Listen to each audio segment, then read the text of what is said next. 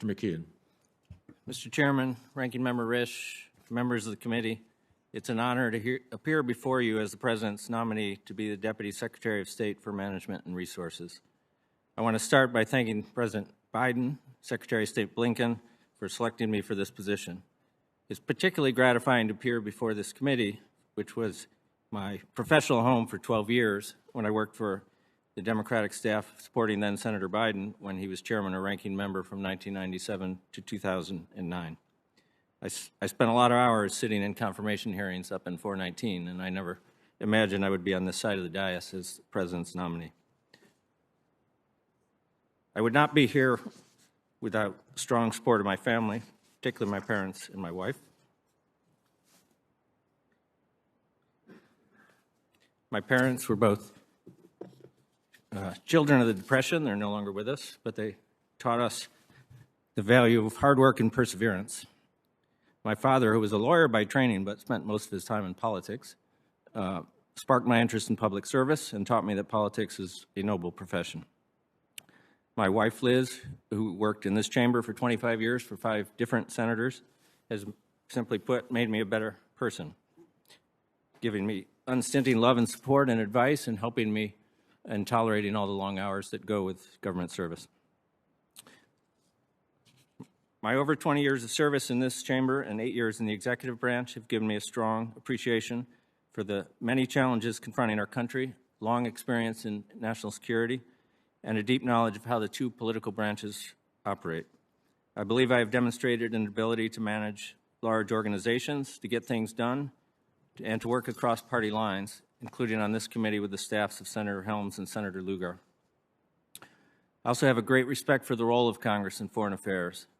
The debates in this chamber on the Gulf War, the Iraq War, the Balkans conflicts, the Chemical Weapons Convention, and the expansion of the North Atlantic Alliance were, for me, among the most memorable and important of my time here, because in a democratic society, matters of war and peace must be publicly debated and require the informed consent of the American people through their representatives here in Congress.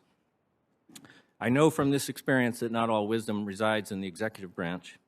I firmly believe that we share the same commitment to protecting and advancing the security and well-being of our country, although I know we will not always agree.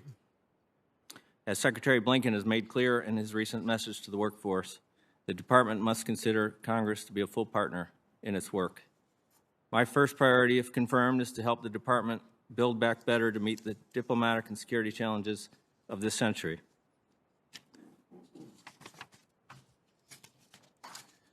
This starts with investing in our greatest asset, the over 75,000 public servants who work in Washington at over 270 posts around the world and in dozens of facilities in the United States. Our diplomats are on the front lines of America's security and interests, and they deserve our support and efforts to strengthen their ranks. We must ensure that we recruit, develop, and retain a diverse and professional workforce that is prepared and empowered to advance not only our traditional diplomatic interests, but also to address the pressing challenges of this era, such as climate change, global health security, irregular migration, advanced technology, increased economic competitiveness, threats to democratic governance, and not least the long-term strategic competition with China. Let me say a few words about diversity, which will be a top priority for all of our senior leadership.